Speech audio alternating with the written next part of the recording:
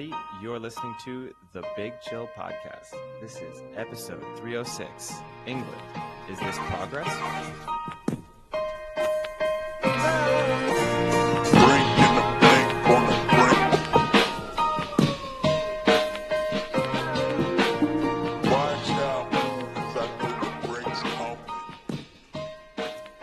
Hello, Big Chillians, and welcome back to the Big Chill Podcast on this extremely somber Monday.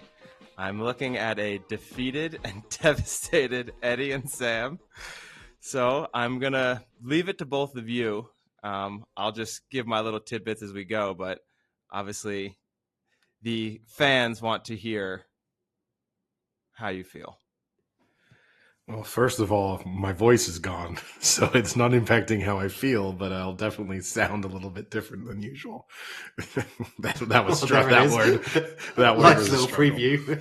Yeah. I hope this is the epitome of your feeling. You know, honestly, I don't feel that bad about losing. I went into that match expecting them to win, or thinking that they would win at least, but knowing that, as I said before the podcast, I could accept them losing in a non-catastrophic fashion. So the defeat didn't bother me that much. I think the nature of the performance did. I think fundamentally all of my concerns early on in the tournament, that if England were to win this, Southgate had to get out of his own way, and he got to the final and well and truly could not get out of his own way. And then obviously on a more serious note, I suppose also this England team has maybe represented the best of English culture in some respects, and the positivity and the awareness that they've brought about certain issues.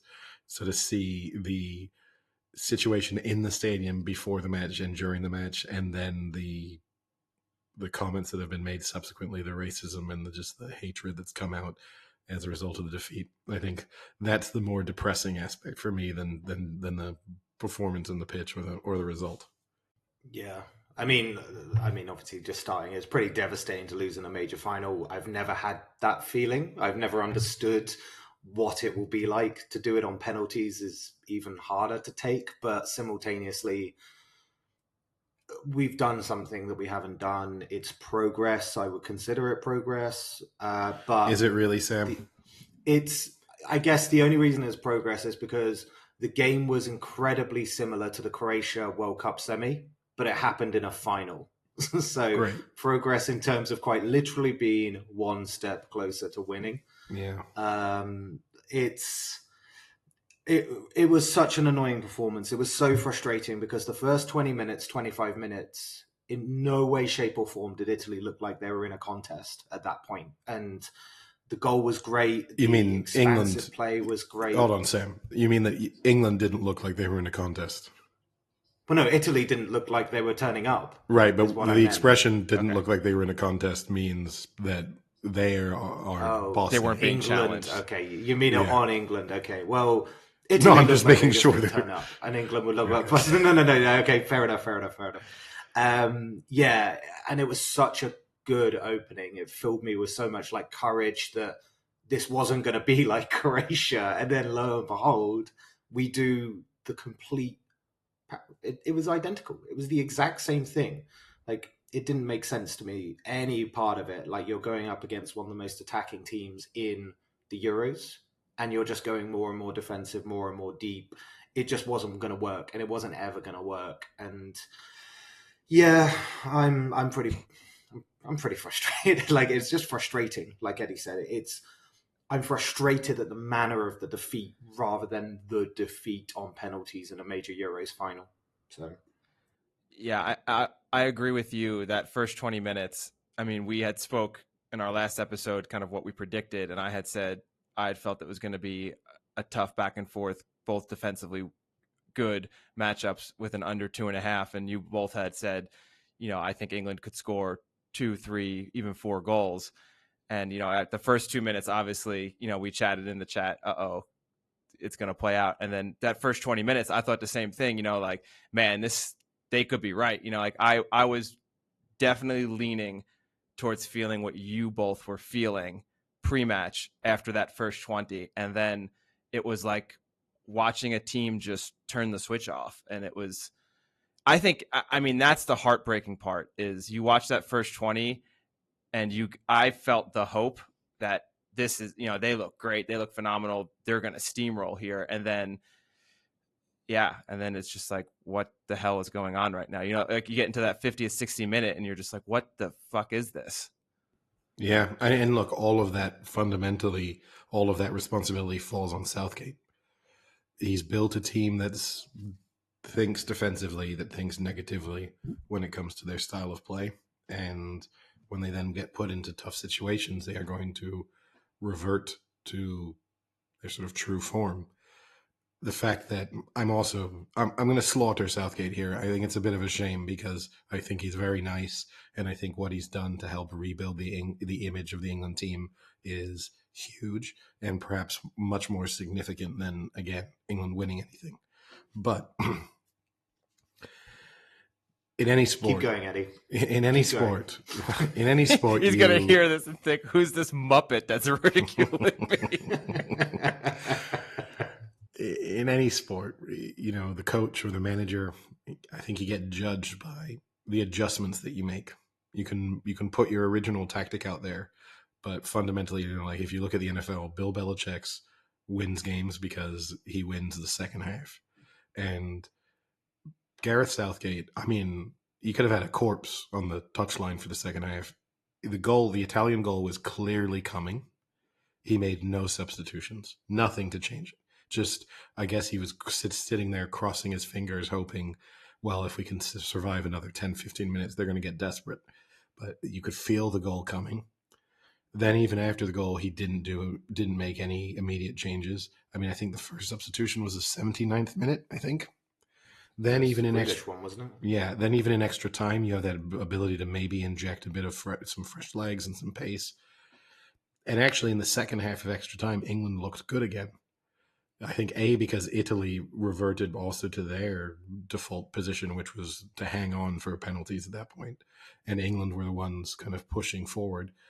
But again, then he saved 2 substitutions with 15 seconds left, which we can then touch on that. I'm not going to be critical of anyone in making substitutions to bring on penalty takers. But if you're going to bring on penalty takers, bring them on with a couple of minutes so they can touch the ball. Like, don't have someone the first time they're kicking a ball since halftime, probably, is when they're taking arguably the biggest kick of their life. And that's, you're doing the players a disservice there. Just give them the chance to get a little bit of a touch, to maybe get a little bit of the adrenaline and the energy out of them, and to also just feel as if they have a bit of, they know what the ball's going to feel like coming off their foot. So I just think overall, Southgate's obviously not going to lose his job. I think, to me, in a sense, we gave that score right, and I gave him a 7 going into the Denmark match. It's still a 7, even though, and he's only getting the 7 because they made the final. The actual assessment for me of him as a manager in this tournament is probably a 4. Wow. It's low. It is low. I mean, they didn't beat, again, it's just look at the teams they beat. It doesn't take too much. And with the squad that they have, I'm optimistic about the future of England football because they have such a talented group of young players. But you can waste generations of talented young players. It doesn't take a lot. You're not talking about 20 tournaments that you're going to have with this group of players. You're going to have 5, 6, 7 with all of them fit. You never know what injuries are going to happen. You never know when people's careers just fall off a cliff. And to have squandered one opportunity and to have made them play a style of football that fundamentally the squad is not suited to, just because it's what he is most comfortable with, it got them to where they should have been playing almost any style, and then it wasn't good enough in the biggest test that they faced. It's actually it's a good point about the generational part of this squad, because Saka was the youngest starter in a semi-final and now obviously major tournament final as well. The fact is that this England team, I wouldn't even say is at its peak for Qatar. This English team, you don't know, probably Sam. be the peak. No, but what I mean is, like, if the scenario was at the moment, there'll be a lot of players that played last night that will be in that could easily be in that squad in 6 years' time. Okay, Like but then 4 Harry years' Kane's time, gone. that kind of thing. So where are the goals Yeah. coming? No, You, but you I'm say just that, saying, but like, the the Harry majority Kane's of them. gone. Sterling might be gone. So a lot of the players who actually were the best performers in this tournament will be gone. So, and then Saka's shown a bit of potential, but he's also shown a bit of shitness too. And it's a bit of a difference to step up from, oh, look at this quite talented young prospect, to really no, match in, match out. Now you have to deliver. And if you look back on like a young Raheem Sterling, there were serious doubts for a long time in his career that from match in, match out, he could do it. Pep Guardiola came along and changed that, and now he is the finished product fundamentally of what he thought he could have been 6 or 7 years ago. Saka might be Theo Walcott, and so it's all well and good, the optimism of six. Oh, well, and I'm not saying this. I know you're more aware than that, but that this is just some straight line upward trajectory that England will now be on for the next 10 years. But you just don't know. And England have squandered very, very talented generations in the past, usually through the players themselves making a mess of things. I think it's a real shame to be held back by your manager because he won't play the style of football that this group of players is built to play. All right, so let's stick with Southgate first, and then I guess get to some of the player performances. So pre-match, what did you think of the starting 11? It's changing it up slightly from what he had in the semis. Yeah, Very slightly. He went back to the Germany approach. I guess that's what he considers to be the kind of big game approach for England. I guess it made sense based on the back of the Germany performance. It immediately looked incredibly smart because both of the wing backs, you play a formation and within 2 minutes, one of them has crossed for the other one of them to score. So, 2 minutes in, he looks like a genius. And for 30 minutes, he looked like a genius. And this is what kills me about it is, fine, he picked that. And then at halftime, I was actually encouraged. I liked that the final 10 minutes of the first half, England were kind of on the back foot, because I actually think from a coaching standpoint, that's the fact that they went in at 1-0 up still, I would have liked to gone in and said, look, that was great for half an hour, but that was terrible for 15 minutes. And now we need to change it and fix it. And to me, as a coach or a manager, to be able to go in with a little bit of a negative aspect to focus on and still be like, look, we're in a great position. But what we can see here is how this match is going to slip away from us. We have to change it. We have to be more positive. And so I actually felt at halftime, wow, it's great that they've been on the back foot for a little bit. This is going to help him to get the players to refocus and to be more positive. And then they came out for the second half even more negative. And the fact that he didn't. Now, do you put that on him? Do you put their second half lack of aggressiveness on him? Well, yes, it kind of has to. It has to. The players would have been directed. They can't just do things to kind of contradict what Southgate has said. Like, that performance in the second half was the product of a team talk and a lack of adaptability that Southgate showed. No, to me, it's a greater problem than that. It's about what have you worked on for 2 years. It's one thing to give a team talk, but fundamentally he has instilled an ethos within that England team of being defensive, of being solid, of protecting leads. And, they are going to fall back on the thing that they have practiced for, 4 years, basically. And so, yeah, fundamentally the blame falls at his feet. The players also hold a bit of responsibility because quite a few of them kind of didn't turn up yesterday. Mason Mount, I can't remember him playing, to be honest with you. I genuinely, he might have had as many touches as I did yesterday. I can't think of anything he did. And that's being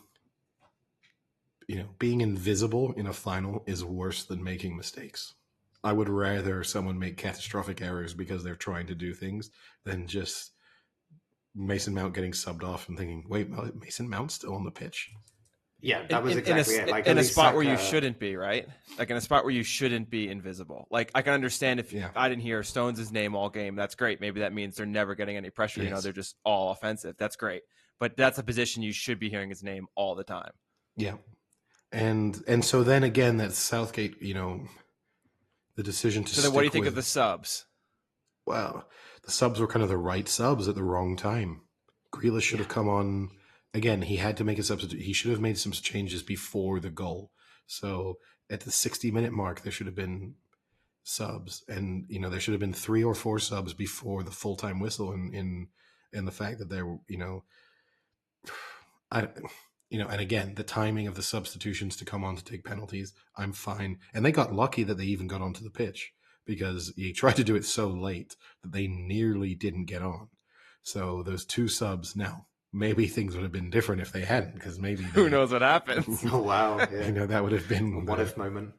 But and then equally, I don't think basically he got nothing right for me, and that's not good enough.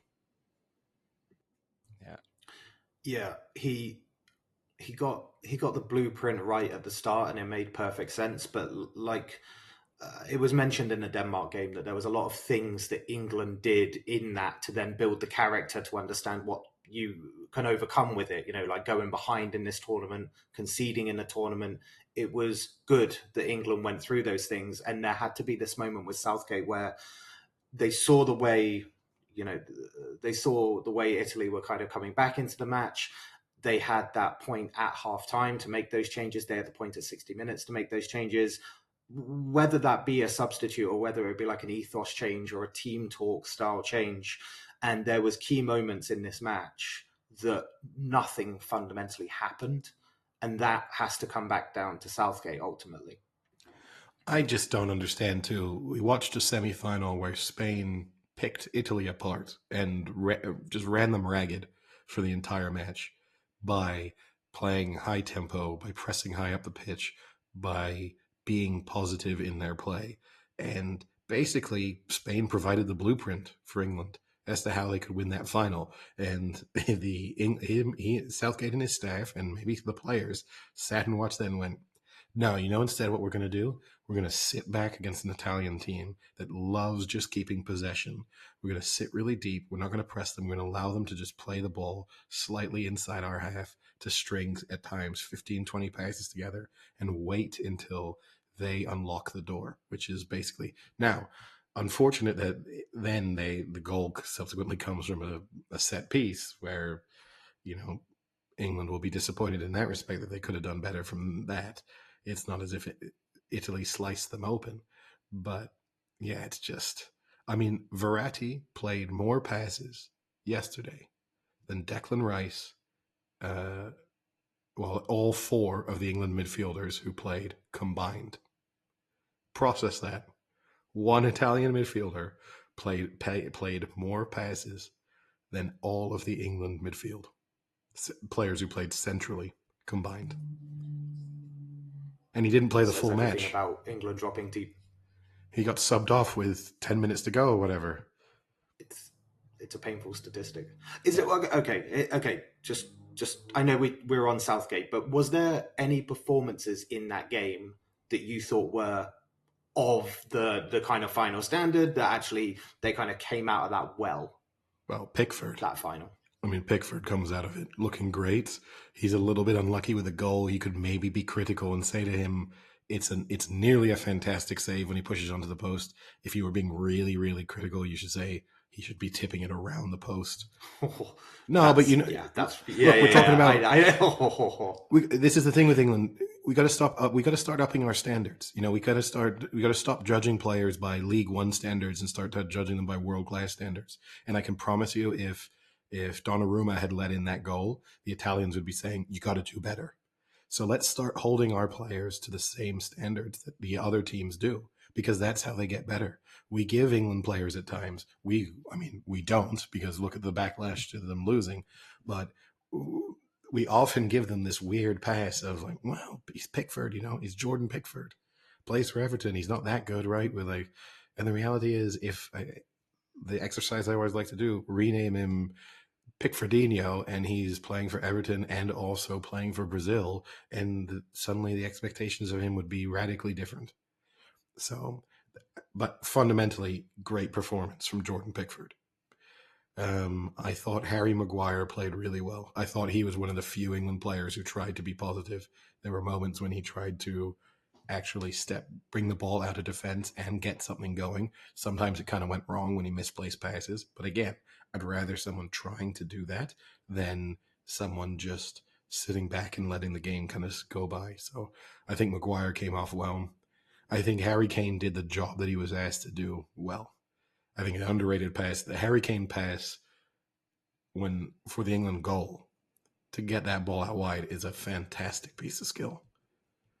I mean, it's kind of got overlooked in everything else that happened, but it's really fantastic piece of skill. And yeah, but fundamentally, no, most of those England players will feel like they didn't really turn up. I didn't think Sterling did particularly bad. I mean, he wasn't super effective, but he continued to try and press. He had a lot of plays where he was trying to get into the box and make something, and he just couldn't. Like there's a lot of times where you thought he had an opening and then it got shut or he lost the ball, but at least he was still trying. And it's sad to say that it looked like some of the English players really weren't trying to make something, and that's how you can say that in a final blows my mind. Yeah, I mean, I'm not doubting their effort levels, but yeah, I agree with you in the terms of trying to make something happen. Yeah, Sterling tried. Was often running down dead ends and stuff, but he did try. And the same Saka, when he came on, he tried. He was kind of useless, but he tried. And well, that's the point about like the Saka versus Mount kind of scenario where like at least Saka was recognizably bad, meaning that he did something to be like, okay, well, you're trying this or it didn't work out. Whereas when I actually think of some of the players, and Mount was the one for me as well, where I was like, but you've done nothing good or bad. Like there's no involvement. Nothing was going through him. Nothing was connecting. Nothing was happening. And it completely messed up the way England should have performed down the middle, just by a complete ghost appearance, basically. Yeah, and maybe the killer there for Southgate is the Foden injury. Because maybe if Foden had been fit, maybe he plays Foden instead of Mount, and that's a more natural position for Foden to be playing, and maybe Foden does more. So, but I doubt it because he seems to like Mason Mount a lot. And again, I think Mason Mount is a very talented player, will go on to be a very, very good player. But he did not have a good final, and in part because he was asked to play a role that doesn't really suit him that well. But it's not going to go down as his finest performance. What about the Italians then? So obviously we've spoken about like England. This is a poor performance. It's potentially, Southgate poor management of the game. But did the Italians need to do much? Was it a really good performance? Was it traditional? I got my views, but it'd be good to know yours. I mean, I think they must be thanking their lucky stars. If you'd asked them 20 minutes into that match what was going to happen, they must have just think, oh God, here we go. This is too quick, too physical, too high pressure for us. And then suddenly it was, oh, no, play the way you love it. Let's do a practice match now for the next, 100 minutes where we sit back and let you string some passes together. And you know how you got really, really old central defenders? Well, we're just going to lump long balls towards them because we're not going to try and expose their lack of pace or anything. We're going to see if Harry Kane can win headers against them, and maybe even sometimes see if Raheem Sterling can win a header against them. So, what is England's why? Why is Pickford always hitting out Sterling with the kind of cross ball rather than up the gut? It baffles me. Well, I mean, look, part of it was almost refreshing. It was a throwback in some of the ways that England were playing. For example, taking goal kicks, long goal kicks. I mean, you don't really see teams do that anymore. So for England to, on multiple occasions over the course of that match, just decide we're just going to kick this 70 yards forward and give you the ball back. I mean, it's kind of mind-blowing. It was very old-fashioned. The Italians deserve credit. They played well, but look, I said, we know, I said I thought I knew who they were going into the final, and I still think I know who they are, which is very defensively sound, very organized, can keep the ball as well as almost any team in the world. And, if you allow them to settle into a match, and if you don't pressure the weak points in their team, they will. If that was going to be a tactical affair, the Italians were always going to win it. And the fact that England chose to then turn it into a tactical affair, it's just, that's the mind blowing bit. So the Italians deserve credit. I don't want to make it seem as if, and in the end, they were the worthy winners on the night. And you can make a strong case that they are the best team. They were the best team in this tournament and deserve to win it. So I don't want to try and make it out that this was just England blowing it. But England made it as easy for them as they could have after that opening salvo. Yeah, that's what baffles me about the thing is like the Italians didn't need to do much or put in any sort of heroic performances because England handed them the ability to play exactly as they do. Like for the first 20 minutes of that game, it was kind of thinking, so Spanish extra time aside, it was like for 110 minutes of normal time, the Italians have now basically been found out. High tempo, play them. And it was great to see. It was so good to see England perform that. But simultaneously, that's what bugs me as well, is because you saw how to beat the Italians, and yet you didn't then press home that advantage. And you then let the Italians, they didn't even have to do too much just to play their standard way. So like you say, it's credit to them for being able to play their standard way. But that was England letting them do it as opposed to Italy getting into some rhythm to do it, or by playing England better, so they had to move backwards or something like that. And it was fine. Like the Italians performed fine, and there were some good performances in there, but it just feels like you showed them how to beat them and then didn't press that home. And I can't really attribute that to Italy. That's an England problem, and that's why it just kind of played into their hands. Yeah. And look, what we really learned, if it's Mancini versus Southgate, I want Roberto Mancini every time. That's clear now. And again, he deserves to think that they didn't qualify for the 2018 World Cup and basically haven't lost a match since then. I mean, he deserves an incredible amount of credit for the way he's turned around. And that is, again, why England need to hold themselves to a higher standard. Because look at the progress that Italian team has made in 3 years. And now when you tell me, hey, England have made progress because we theoretically, we tangibly made progress by going one round further. Did we make progress in terms of how we play? The answer is probably no. Whereas you look at the transformation of that Italian team, I mean, it's night and day. And they have some very likable players. I think their elder statesmen within their team are very, very likable. They kind of deserve it. It's potentially a nice send-off for them after pretty incredible international careers. Maybe they'll hang around for the World Cup. Who knows? Maybe they're going to have some 40-year-olds playing. But, doesn't upset me to lose to them in the way that it might have had it been, say, France. But, I don't think England made it as difficult for them as they could have. It was surprising for me that was the first time that Italy have won it since like 68. I didn't realize that there had been such a gap for such a perennially impressive tournament team to go nearly 50, 60 years without this competition specifically. I mean, Italy haven't won that much in our lifetime. Then let's get on to the penalties. Okay. I have two questions. Yeah. One is, was it the right move for Southgate to bring on players at the very end like that, specifically to take those penalties, obviously? And two, was it the right move? I understand the order is predetermined, but again, like you said, not adapting to situations. Was it his fault for not adapting and letting Saka take what is arguably the most important penalty in the history of England football at 19 years old? Well, I mean, there's one thing to address, right? He can't change the order. He hands the order in. So he can't, it's not as if he has the ability to go, uh-oh, this one's maybe bigger than we thought it might be. Let's get someone else to take it. But when you elect Yeah, someone to take but the still, fifth like, penalty, you know yes, that the fifth penalty is likely to be very significant. yes, There seems to have been a change of tact. I think when I was growing, young, the idea was always the fourth and the fifth penalty, particularly the fifth penalty, was always taken by your best penalty taker. Alan Shearer took the fifth penalty in penalty shootouts, or the fourth penalty.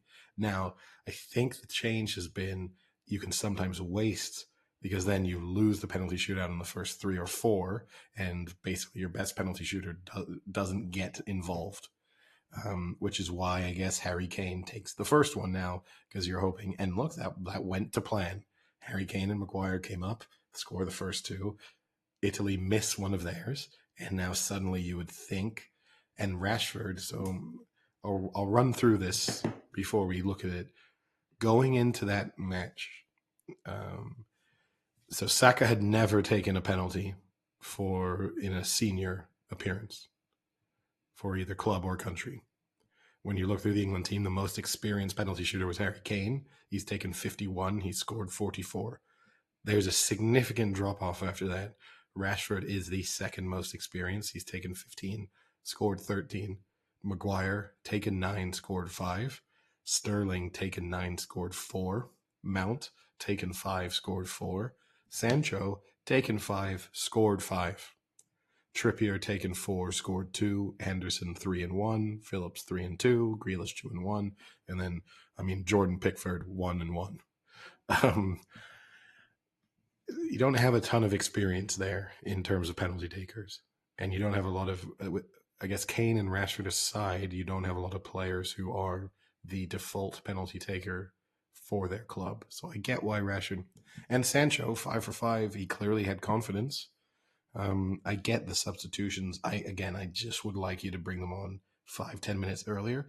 So maybe they win the game in extra time, because you're talking about 2 extremely gifted attacking players. So maybe they would have made the difference in the final 10 minutes of the match anyway.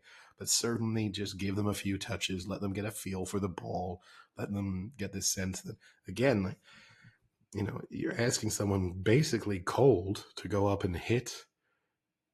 And yeah, it's easy to kick a football and it's kind of easy to take a penalty, but you'd still rather have done it. There's a reason why you warm up and get a few touches before you go onto a pitch. So I think that's a shame. I personally would like to see experienced players take big penalties. So I wouldn't have subbed off Jordan Henderson, even though he doesn't have a spectacular penalty taking sort of history. Jordan Henderson has big balls. And I think that's been clear. No, but you know what I mean? Like, I would have felt confident if Jordan Henderson had walked up to take the penalty. I would have felt confident that Jordan Henderson was going to score. I thought he's Rashford had tons of big game moments as well. Yeah. He's had big game moments that help with that, even if he isn't a penalty taker. He's been there, done Now, what that. about the criticism from people like Roy Keane saying that more experienced players like Grealish should have stepped up? Well, Grealish claims that he said he wanted to take one. You never know. Those are internal politics, and you never really want to force a player to take one, right? If they say, I'm not up to it. And sometimes people think they're up to it until they get put in the moment when it's put in front of them and they go, I'm not feeling it. But you have the reverse. Ronaldo had the famous moment in the 2016 in Portugal's run to winning when he basically went and told players, you're going to take it. And when they were saying, no, I don't want to take it, I'm not up to it, he said, no, you're going to take it, you're going to score it, and even if you miss it, it doesn't matter. It doesn't matter anymore. Like, it's not up to us. It's just, and he gave a very good, like, you got, there's little videos of it online. He gets very pumped up. He gets the players, and then all those players subsequently went and scored.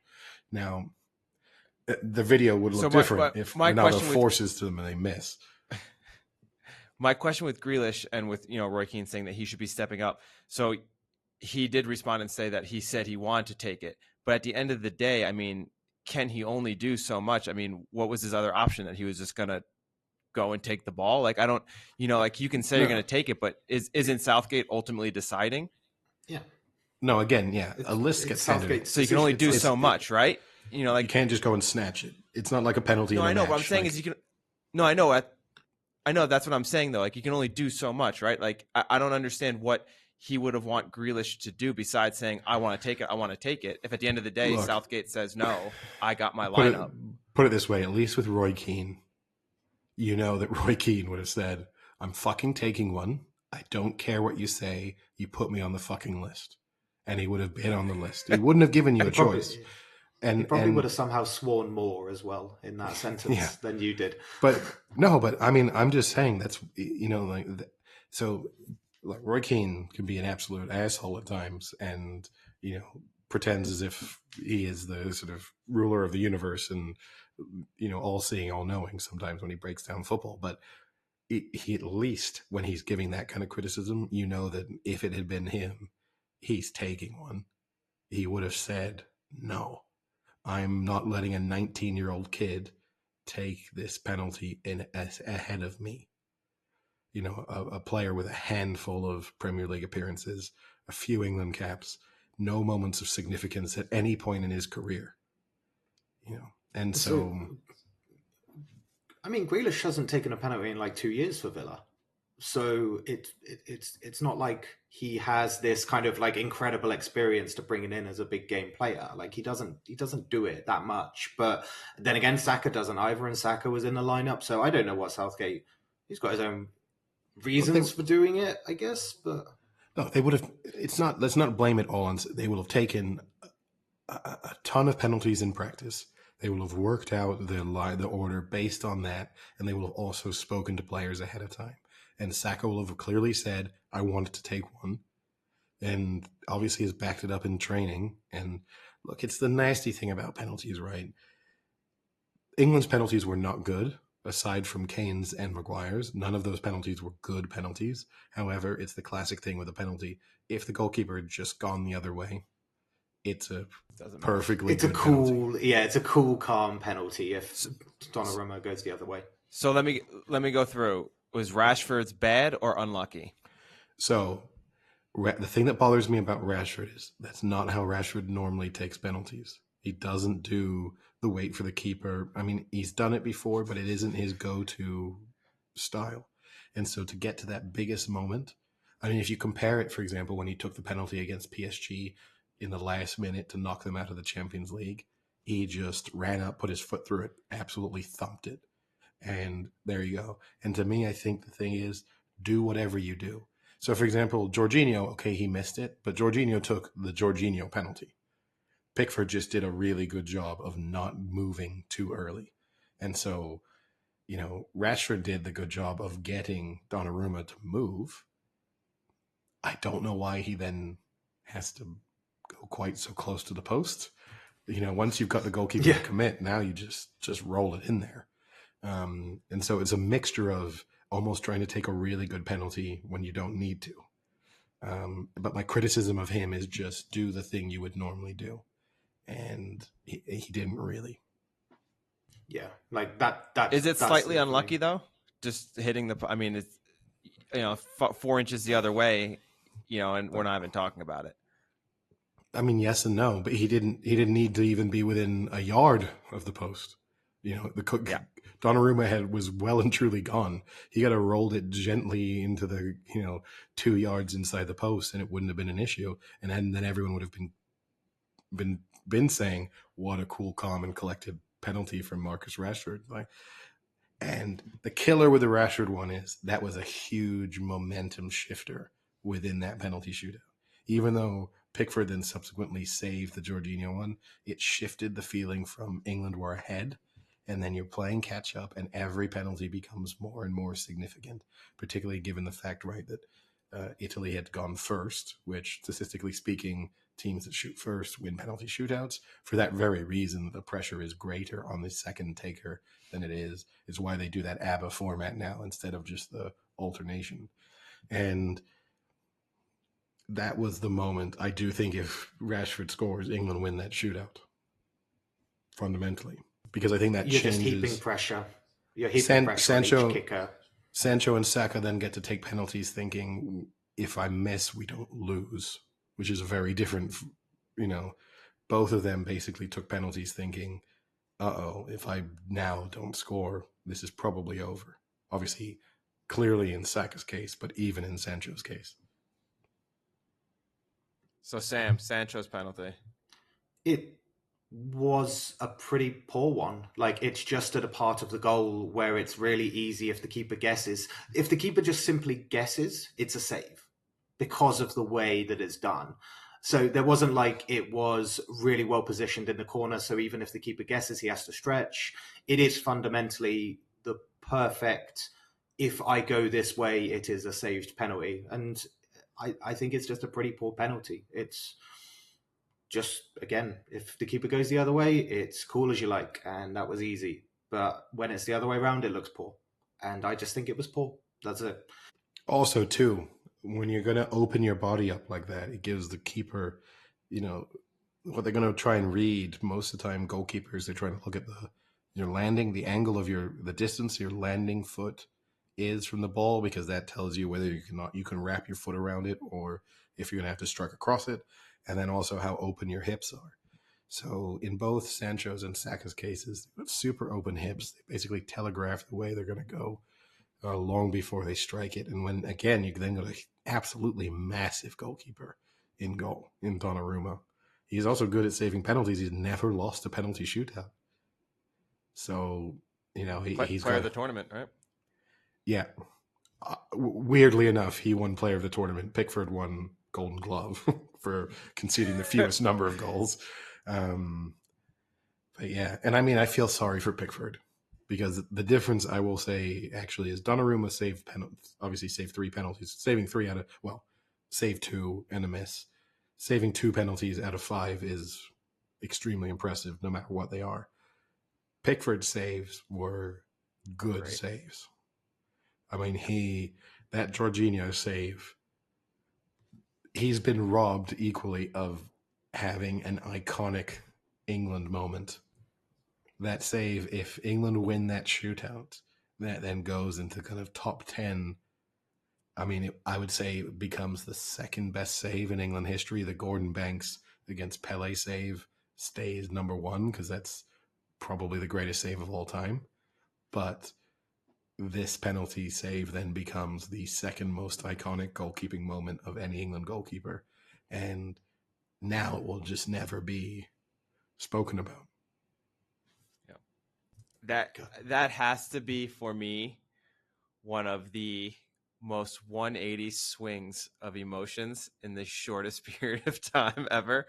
I mean, that save where we were at, just the place went ballistic. I mean, I've never seen people so elated in their lives. Like, it was insane, and everyone was just so amped up. And then it's within a minute, you go from the highest of the high to the absolute low. It wasn't even a minute. It felt so quick at the time.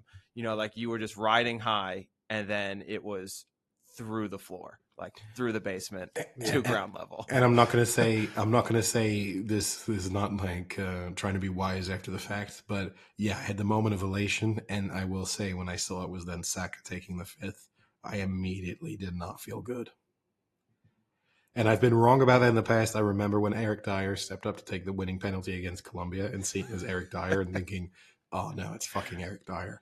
That was a similar, but this was one of those moments where I just thought, oh no, not this guy who's never been in a moment anywhere close to that.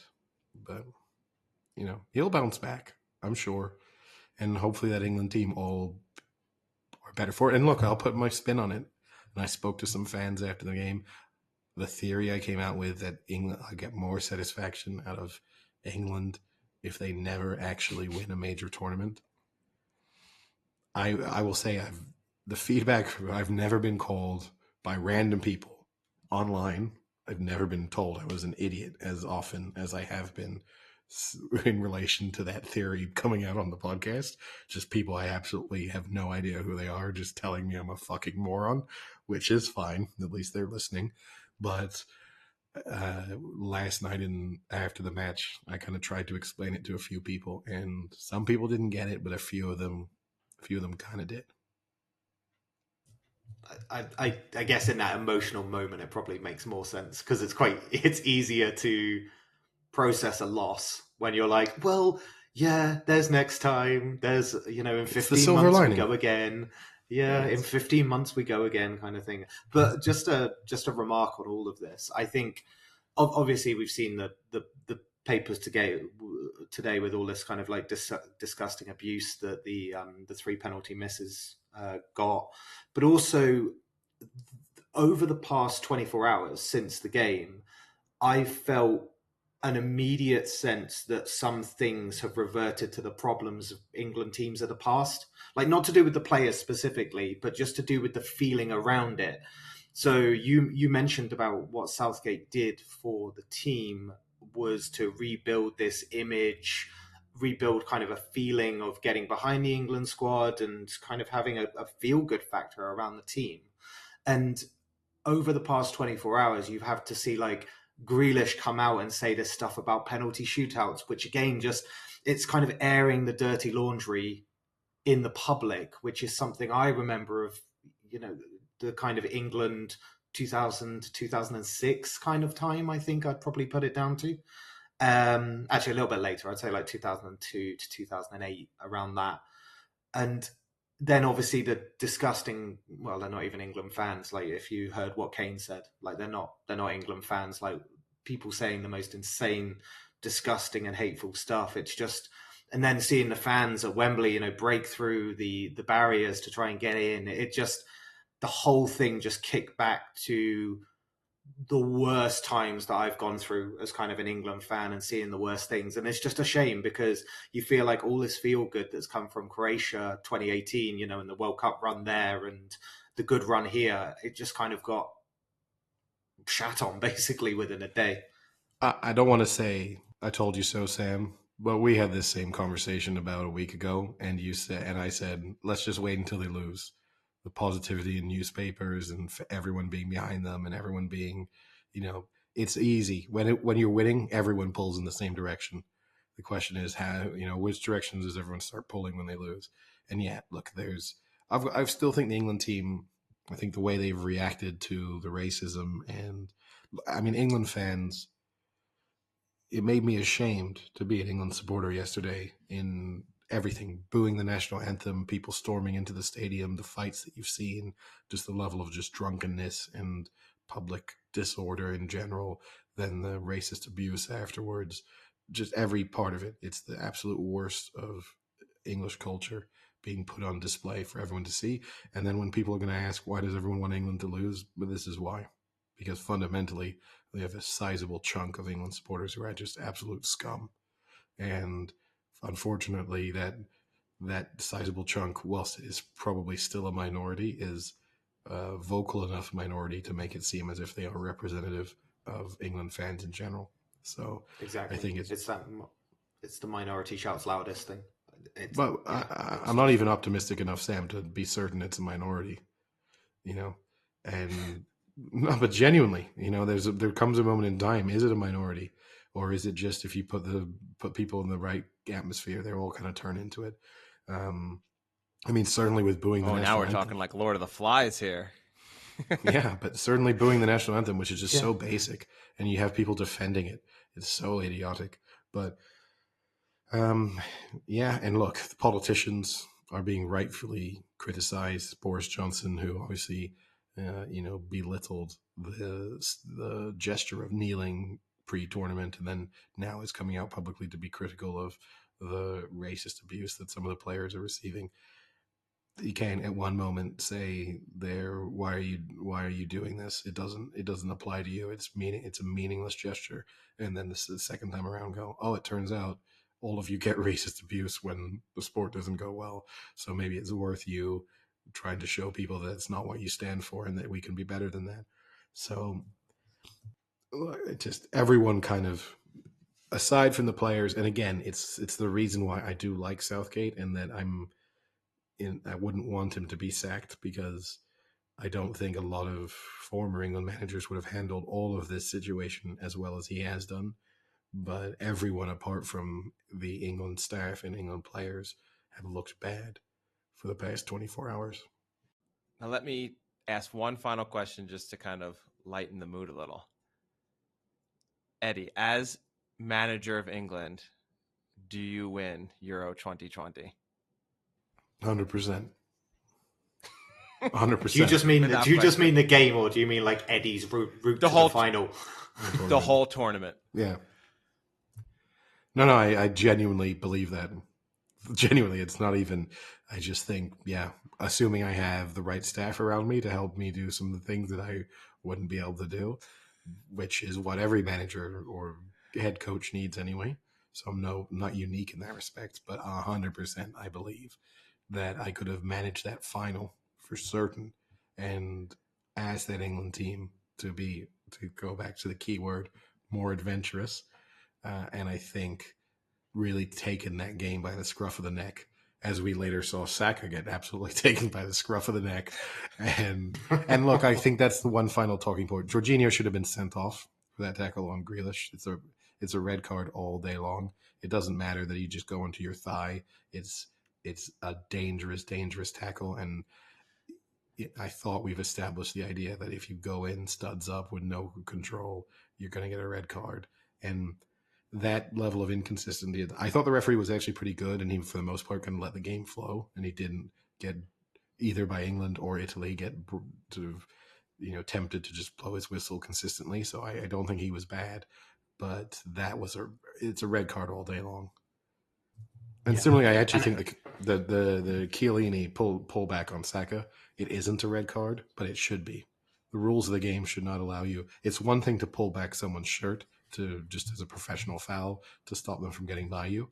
That's fine. But to actually yank them down, the kind of horse collar tackle, to actually slam them into the ground, the moment where you've gone from just the pullback to actually pulling down, I think that should be a red card too. It isn't, so I'm not saying he should have been sent off, but the rules of the game should be phrased in a way where something as fundamentally quite vicious as that could have, I mean, maybe this story comes out. Dangerous. Maybe Saka says he's concussed and that's why he missed the penalty. But or you have the situation of why they took away horse collars was because people were getting their feet caught and literally almost ripping their ACLs off because their feet gets caught and then their knee bends back like it shouldn't. I mean, when shit like that, like that's, But also, every sport has these protocols in to stop these things happening. Like rugby, obviously, if the tackle's anywhere near height, you get sent off. Obviously, NFL, even with all the protection that the players are afforded, there's a reason horse collaring is a penalty. And like you say, you can't send someone off because, wow, what a precedent you're setting in a major tournament. If you were like, that is, but fundamentally it's professional. It's a professional foul because he knows exactly what he's doing, but it is vicious and cynical what he's doing as well. I almost think if you were going to send him off, it would have to be like unsportsmanlike conduct or something. But no. And again, I just want to be clear because I don't want to come out saying he should have been sent off. The decision, the booking was the appropriate punishment. Just think that it's one of those that probably the game should allow for that to be a red card. The Jorginho one, he should have been sent off. And maybe it would have changed nothing because obviously Jorginho then missed a penalty, so maybe it would have actually hurt England in some respects, although it would have given them whatever that was, 10 minutes against 10 men, which would have been pretty big against tired legs. But that should have been a sending off. But Frank, speaking of people getting their legs caught and guys suffering serious injuries, maybe we can turn on to one of the other bigger sporting events from the weekend in which Conor McGregor lasted less than a round in his... Well, he lasted a round. Yeah, I guess so, yeah.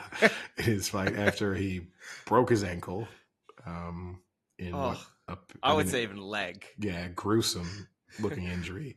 And then proceeded to sit on the ground and just rant Conor McGregor style for several minutes.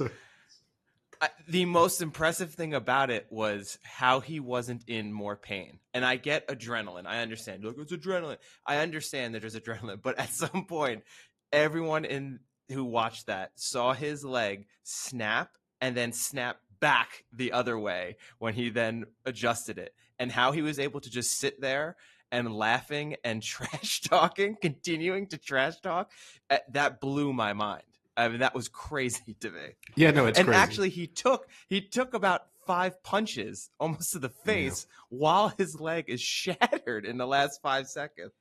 Yeah, look, I mean, there's no doubting he is a tough guy. I mean, just everything in his life, right? There's no doubting. Uh, he talks the talk. He fundamentally walks the walk, or maybe limps the walk Well, now. doesn't Yeah, he snaps the walk? Yeah, but he at the drags same, he drags the walk. I do hope he won't. He's going to make a comeback. I hope he retires. Not that I ever really liked him anyway, but he's just turning into a caricature of himself at this point, where all it is just a loud Irish guy trash talking people and then losing. And there's there's Yeah, a certain moment, just retire with a little bit of dignity. He's made more than enough money, and just understand that your moment has passed in a sport in which people's moments are usually pretty brief. We're not talking about like being relevant in the UFC for 2 years is already pretty good. To have done it like he has for nearly a decade now, it's pretty remarkable. He's kind of put UFC more on the map as well, like simultaneously, like single-handedly as a person. Like I've never seen more people talk about UFC, like pre-McGregor compared to McGregor now. Dana White is not going to tell him to retire. For example, Dana White, if Conor yeah. McGregor says he wants to come back for another fight, I mean, they've already said they've agreed to a fourth fight between him and Poirier. But like, no matter what, Dana White is going to, because McGregor is very much a cash cow for the UFC. I mean, you have to look at it from, say, on BT Sport, they almost never put UFC behind like a box office paywall, whereas McGregor fights always are. So you can watch, huge fights for free, fundamentally on BT Sport, and then McGregor fights, and suddenly you got to pay for it. So it shows you now. Admittedly, that's because it's British and Irish people, but it still does show you just the pull that he has that other people do not. Yeah. And the annoying thing for me is he was going to lose that match. He was pretty pounded in that first round and almost lost. There was a moment when he was on the ground that I thought they were going to call it. He was close and he kind of snapped out of it and was able to, it was one of those fights where you weren't sure if he was going to last the first round. He was going to lose that fight when all was said and done, unless he got extremely lucky, which is the UFC, and you do get lucky and you win like that. But the fact that he lost like he did kind of gives the excuse to have a fourth fight where, had he not broken his leg, he loses fair and square and gets his ass handed to him pretty bad. At least in that first round, he was clearly the lesser of the two there, and no one is questioning whether he deserves a fourth fight because he clearly doesn't. But now he escapes that criticism and will get another chance. Yeah, I think that's a fair assessment. It does prolong it, but yeah. And I guess then we can switch from one player who probably should retire to one player who definitely won't anytime soon, which is Novak Djokovic, who is now a three-way tie at the top of the all-time Grand Slam winners list in men's tennis. He won Wimbledon in 4 sets in a pretty comfortable performance against Berrettini. It lost the first set, but probably should have won that set anyway, and then pretty much swept Berrettini aside. I think we've discussed it a lot, right? How it changes. He's undoubtedly now. I know McEnroe came out and said Djokovic will win at least 25 Grand Slams now. That probably feels about right. He's definitely going to retire with the most. It's just what I thought I saw during, I think, the BBC commentary during the final. I think I have the statistic right. When Djokovic won his first Grand Slam, Federer had won 9. And when Djokovic won his second Grand Slam, Federer had won 16. So, and Nadal had won 9 at that point. So to put into context his just dominance over the past, like, I think it's fundamental. It's overlooked just how dominant it still feels as if, because Nadal almost always wins the French Open, and then you've had the kind of odd winner of other tournaments here and there. It always feels as if Djokovic and Nadal and Federer have kind of been equally dominant in their own moments. But really, I mean, Djokovic has just owned men's tennis for for the last decade. I mean, it's incredible. I mean, speaking of the two people you mentioned, obviously now you've got Federer, who obviously lost, Nadal, obviously in the French Open as well. And we always say like it's the safest bet with Nadal at the French Open. But do you think there's a point with these people now where so Federer is obviously going to retreat more and just focus on the grass court season. Nadal will probably retreat more and focus on the clay. Like, do you think we're getting very, very close now to the point where Nadal just isn't the guaranteed bet anymore, or does he come back next year and it's quite easy? Like, or would you ever bet Federer to win like a title now? Like, what's the? I think Federer's done. I mean, he'll win. He'll probably win some ATP titles because he'll pick some weird ones. You know, he'll play some ones in Switzerland or whatever, where he's one of the only high-ranking players. He'll probably win some ATP titles still. I don't think he'll win a Grand Slam like a major again. Nadal is still the prohibitive favorite to win the French Open until, I mean, look, he lost to Djokovic in the semifinal in a 5-set semifinal. It's not like he was upset by some unknown player in the early rounds. So until I see, you know, him consistently struggling to beat people, and he looked very comfortable into that tournament up until that moment, until I see him looking like things are really, really tough, I just assume he's going to win. But yeah, Djokovic, you know, he'll now be the favorite, big favorite for the U.S. Open. I know Frank, last time when we spoke, we talked about the idea of him going for the Golden Grand Slam, the idea that he was also going to go to the Olympics. He's put a little bit of doubt on that, saying he's 50-50 to go to Tokyo. So I think there's a chance he probably sits that out. But I think you got to try, though. How cool would it be to say that? You got the Golden Slam. Yeah, but no one really cares about who wins the gold medal in tennis. But still. Just sounds really nice. So you may say no one cares, Eddie, about winning the gold medal in tennis, but many a young kid do care about winning the Scripps National Spelling Bee. And Zelia Avant-Garde of Louisiana won the Scripps Spelling Bee last week. Have either of you seen the winning word? No. I saw the clip. of her spelling the winning word. Okay, so Eddie's out. I can't remember. I'll say this honestly. I can't remember the word, and I didn't actually see the moment she spelt it. I saw the build up to it where she was like kind of trolling a little bit. Don't ruin it. No, don't even say it. Don't even say it. Yeah. All right. Sam, are you ready? Oh, wait, I'm spelling it. Okay. Yes. If you spell this correctly, you are the 93rd Scripps National Spelling Bee champion. Wow, it was you so easy. Skipped every other requirement. I got to buy to the final.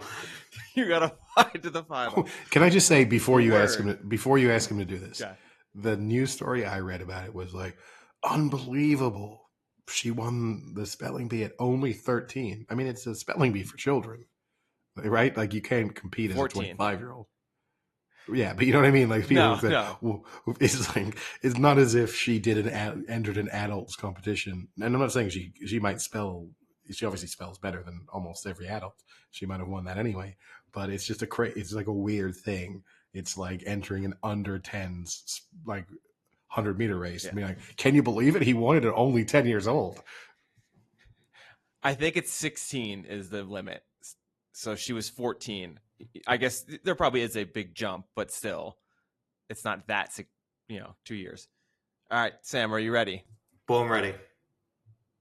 Your word is Maria.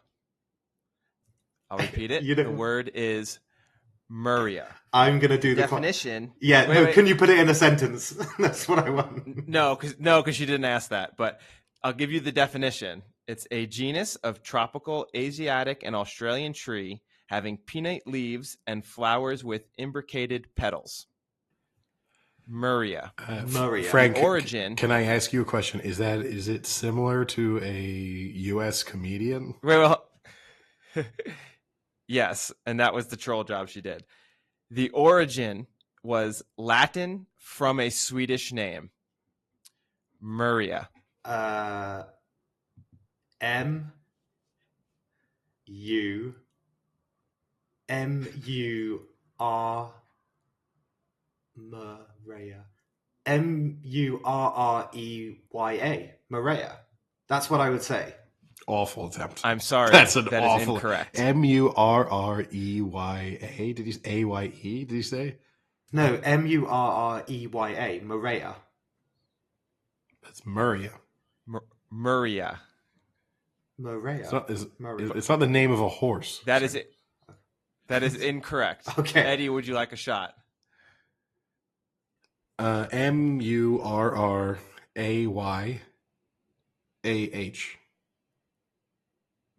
I'm sorry, that is incorrect. Shit. You are both one letter off.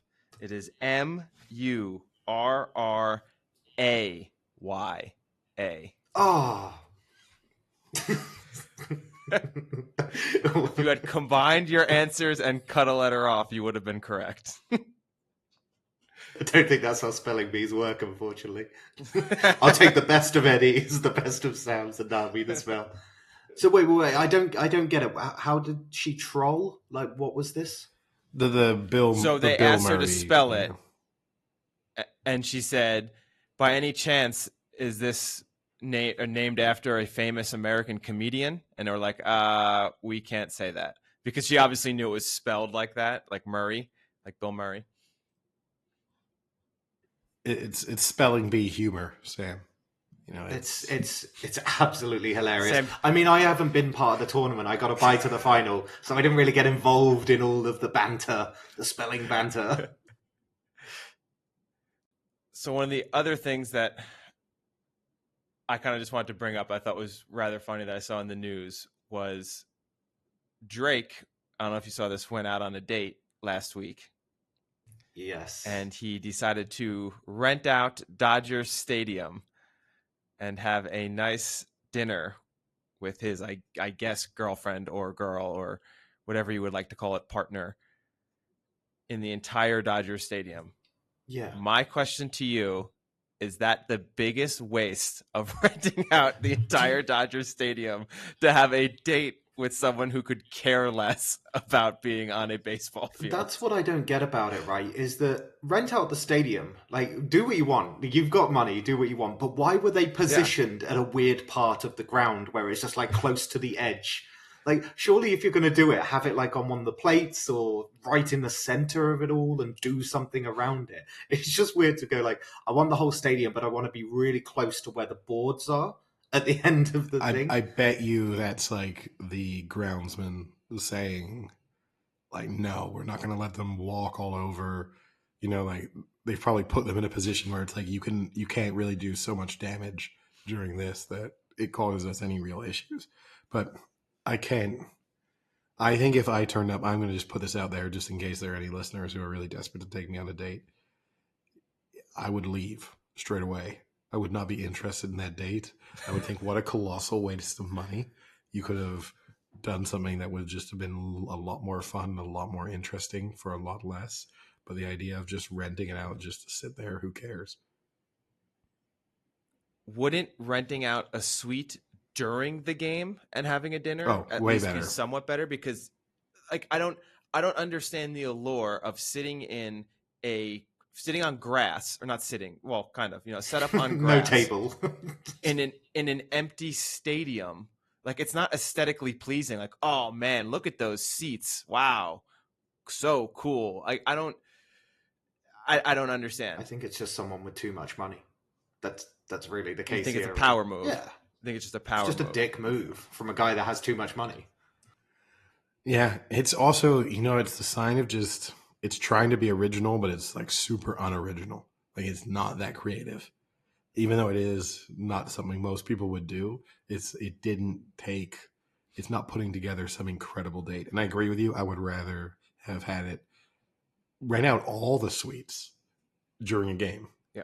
Like something crazy. I still would have sucked, but like at least do that. Be like, oh, I've rented 9 suites. We're going to watch each inning in a different suite. You could like do that. A 9-course meal. And they're themed. 9-course meal. Yep. Themed. Each suite has a different theme that matches the course theme. Yeah. Look at this. Already better. Give me $2 billion. Yeah. Wait, is that how much it cost? No, not so much money. I'm assuming he has. Sorry. No, but the other part too, that like if you told me, no, she's an enormous Dodgers fan, then it's the same case, right? So why would she want to sit in an empty Dodger stadium? Wouldn't she want to go and watch them when they're playing? I'm not insulting her for saying that, she doesn't care about sports, not interested, but in no way, even if I was a diehard Dodgers fan, I wouldn't want to be there. I'd rather be there when there's things or we're doing something like we're playing a game on the field. Now that would be cool. If you told me like, hey, Drake rented it out and he brought 10 of his friends and they played pickup baseball, I'd be like, oh, that's fucking awesome. Well, that's cool. I want like more playing than in Yankee just, Stadium. Frank, if you rent out Dodger Stadium, I'd hope you bring more than 10 friends to play. Like, no, you're playing the Dodgers. Steve. Oh, that would be cool too.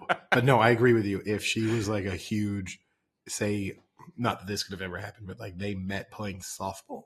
And so his date was like, hey, I'm going to rent out Dodger Stadium. We're going to have a softball game. And then afterwards, we'll have dinner in the stadium. But like, yes, this is what we're doing. Then I would have thought that's cool. But again, if she doesn't like sports, then you're just like, wait, why are we here? And basically, the whole thing is lost. Drake's only answer to why are we here is this was really expensive and most people couldn't do it.